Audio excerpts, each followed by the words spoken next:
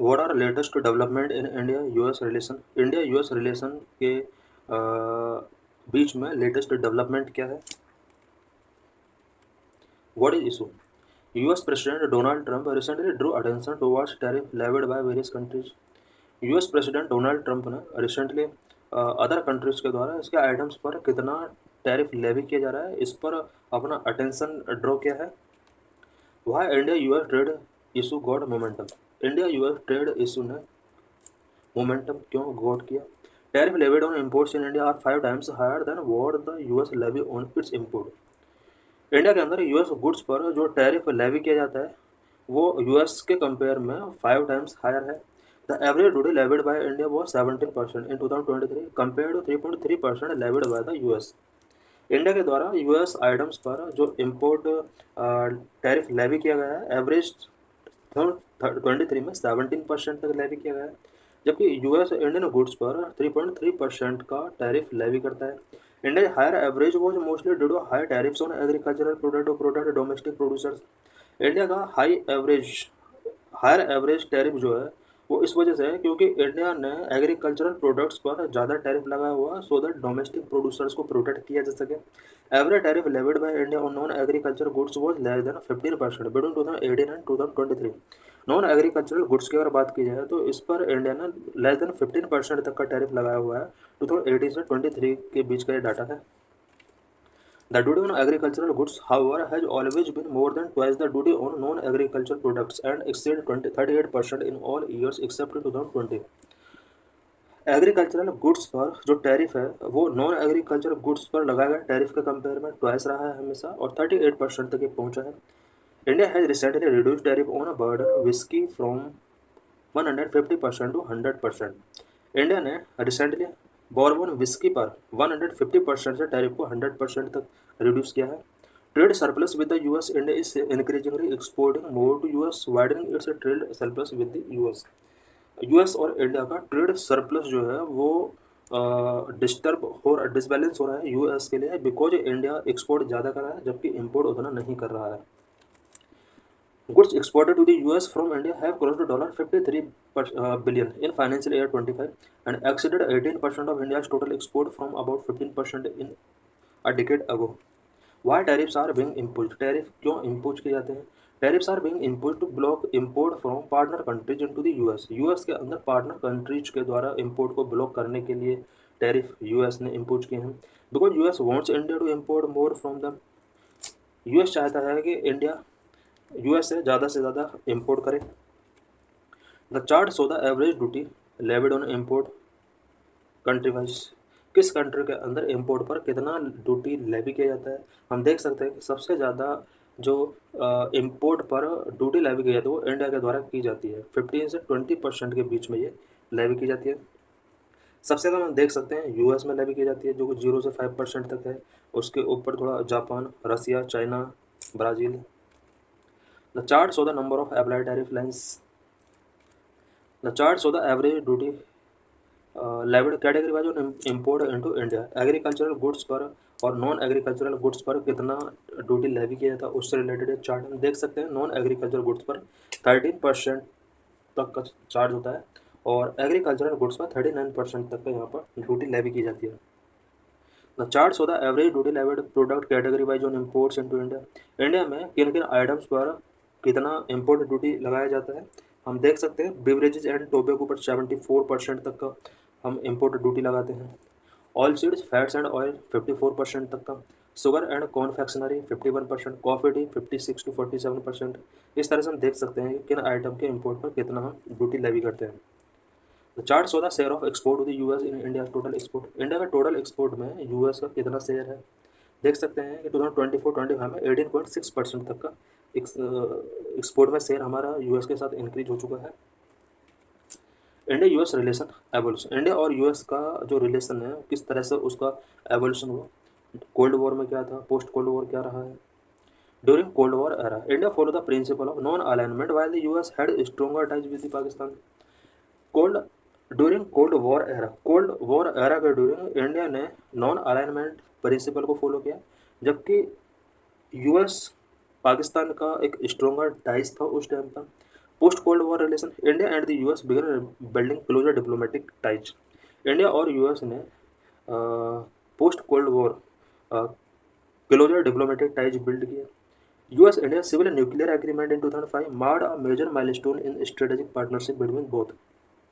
India और US दोनों के बीच में सिविल न्यूक्लियर एग्रीमेंट 2005 में साइन किए जाते हैं, और इस एग्रीमेंट की वजह से दोनों कंट्रीज के बीच में एक माइलस्टोन स्ट्रेटेजिक पार्टनरशिप देखा जाता है। सम फाउंडेशनल एग्रीमेंट लेमोआ, कॉमकासा, बेका, जिसोमिया, ये कुछ फाउंडेशनल एग्रीमेंट भी दोनों कंट्रीज के बीच में साइन किए गए हैं। Significance of India US relation, India US relation का क्या सिग्निफिकेंस है? नंबर वन, इकोनॉमिक ग्रोथ के लिए किस तरह से दोनों के रिलेशन बहुत इंपॉर्टेंट है। नंबर टू, डिफेंस कोलैबोरेशन के बारे में हम पढ़ेंगे। नंबर थ्री, टेक्नोलॉजिकल पार्टनरशिप के बारे में पढ़ेंगे। नंबर फोर, कल्चरल एक्सचेंज के बारे में पढ़ेंगे। क्लाइमेट कोऑपरेशन में किस तरह से दोनों कंट्री अपना रोल प्ले करते हैं। क्वाड अलायंस के बारे में पढ़ेंगे।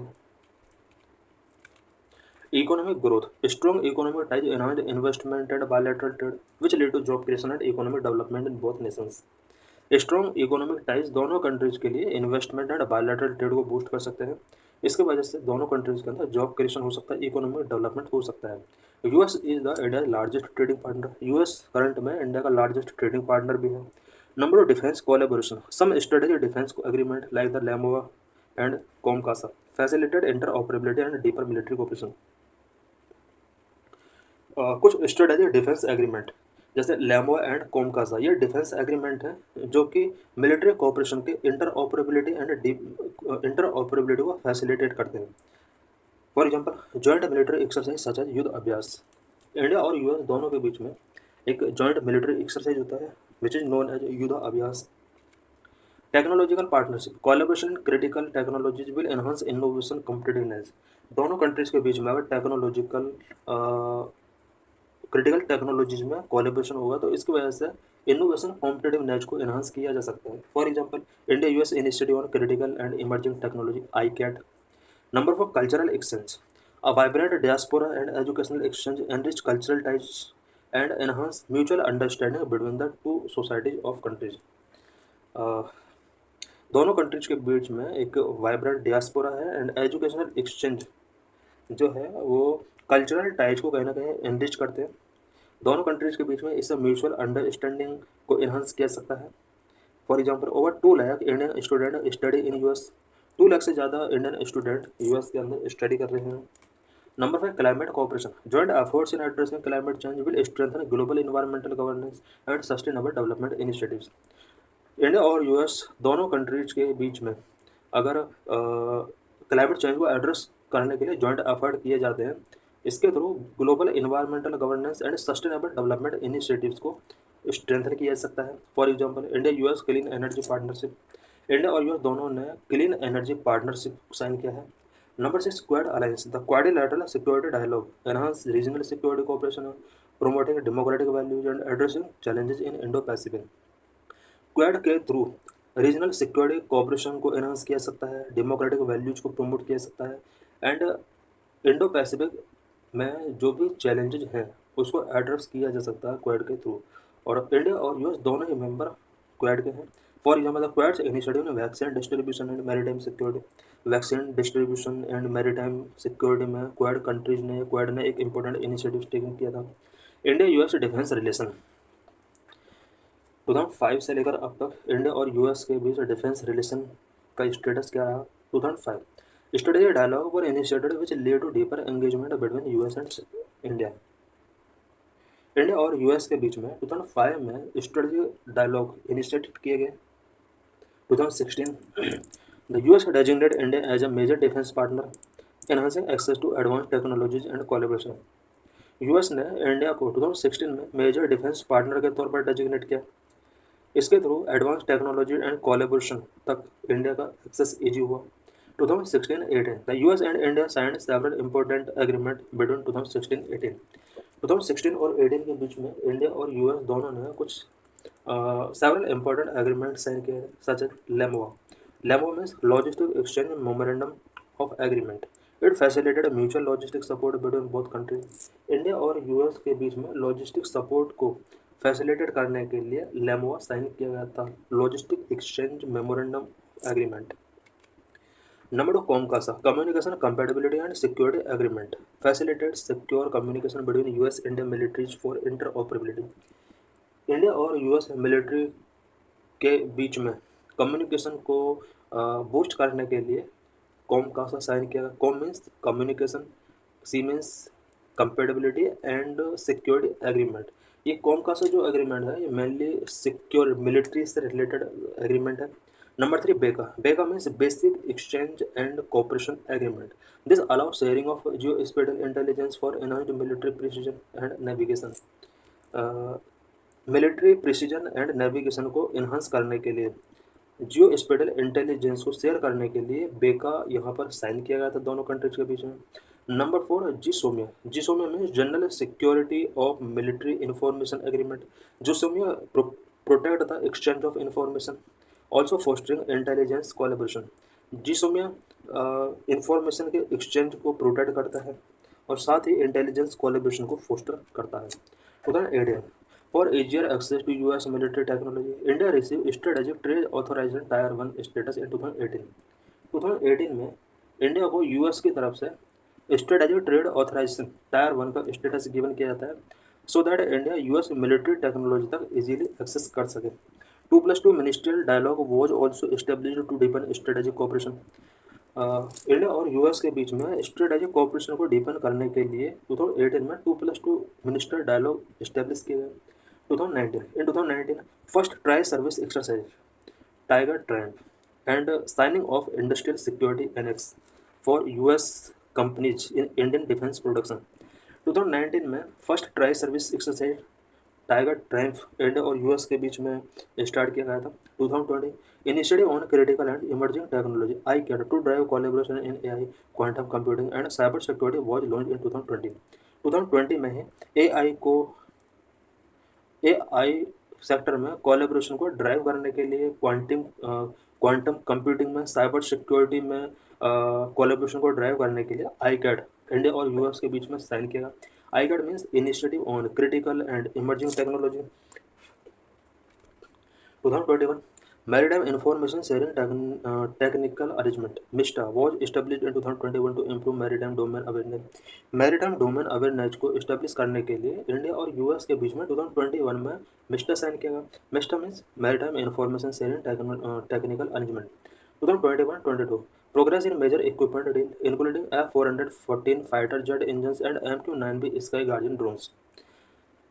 इंडिया और यूएस के बीच में 2021-22 में मेजर इक्विपमेंट डील किए गए such as F414 fighter jet engines से related, MQ-9B Sky Guardian drone से रिलेटेड दोनों कंट्रीज के बीच में डीलिंग किए गए। 2023 India US defence acceleration ecosystem INDUS X under iCET was launched in 2023 to foster collaboration among defense companies, investors and research institutions। India और US के बीच में आईकैड के अंदर इंडेक्स एक्स साइन किया गया 2023 में so that defence companies and investors and research institutes के बीच में कोलैबोरेशन को इस्टेब्लिश किया जा सके। Index x means India US defence acceleration ecosystem. Challenges in India US relations. India US relations में क्या क्या चैलेंजेस हैं? Number one, trade imbalance. Trade imbalance cause friction affecting agriculture and manufacturing sector. Because India और US के जो trade है उसमें काफ़ी इम्बैलेंस है और इससे रिलेटेड यूएस के लिए कुछ कंसर्न है, बट इंडिया के लिए प्रॉफिट हो सकता है बिकॉज इंडिया ज़्यादा से ज़्यादा एक्सपोर्ट कर रहा है यूएस के लिए और जबकि इंपोर्ट इसका कम है। दोनों कंट्रीज के बीच में जो फ्रिक्शन का मेन रीज़न है वो इस ट्रेड को लेकर ही है और बिकॉज एग्रीकल्चरल आइटम्स पर हमने बहुत ज़्यादा टैरिफ लगा रखे हैं सो दैट डोमेस्टिक प्रोड्यूसर्स को प्रोटेक्ट किया जा सके। US concern over India tariff on various agricultural product have lead to trade dispute. Number two, data privacy concern. Both countries have different approach to data protection and cross border data. India और US दोनों का data protection से related and cross border data से related जो approaches हैं वो बिल्कुल different है। US wants free data flow while India emphasise data localisation for privacy. US data का फ्री फ्लो चाहता है जबकि India data localisation for privacy को एम्फेसाइज करता है। Number three, defence procurement hurdles, disagreement and bureaucratic delays slow defence collaboration. India और US के बीच में डिफेंस कोलैबोरेशन को स्लो करने में डिसएग्रीमेंट एंड ब्यूरोक्रेटिक डिलेज का बहुत बड़ा रोल है। For example the delay in finalising the Predator drone deal अभी तक फाइनलाइज नहीं हुआ है। Number 4, intellectual property rights. Disagreement over intellectual property rights protections specially in pharmaceutical import trade negotiation. Intellectual property protection से रिलेटेड भी कुछ डिसएग्रीमेंट है दोनों कंट्रीज के बीच में, स्पेशली फार्मास्यूटिकल सेक्टर। ये सब ट्रेड नेगोशिएशंस को इम्पैक्ट करते हैं। Number 5, visa restrictions. State US visa regulation particularly for H1B visa limit Indian IT professionals mobility who avoid the tech industry. Because US के वीज़ा रेगुलेशंस काफ़ी strict हैं, specially H1B visa से related, जो कि Indian IT professionals की mobility को affect करता है यूएस के अंदर जाने के लिए। Number 6, Jio political differences. Diverging views of both countries on Iran, Russia, and other regional conflicts sometimes challenge bilateral strategic cooperation. India और यूएस के ईरान को लेकर, रसिया को लेकर एंड अदर रीजनल कॉन्फ्लिक्ट्स को लेकर जो व्यूज हैं वो थोड़ा डाइवर्जिंग व्यूज हैं, और इसकी वजह से कभी कभी बायलैटरल स्ट्रेटेजिक कोऑपरेशन के बिफोर कुछ चैलेंजेस क्रिएट हो जाते हैं।